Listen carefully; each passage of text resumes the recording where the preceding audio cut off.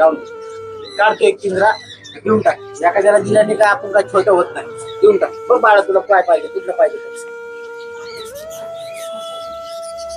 बघा दादा देऊन टाक त्याला.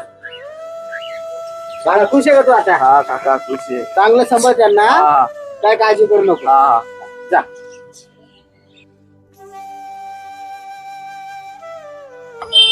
बघ गरीब पोर घरी तो घरातला.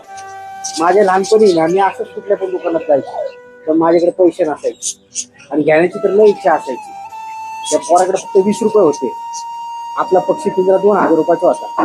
पण 2000पेक्षा ना त्याच्या चेहऱ्यावरती स्माईल बघ किती भारी. आणि जे देतो रे आपल्याला लय देतो.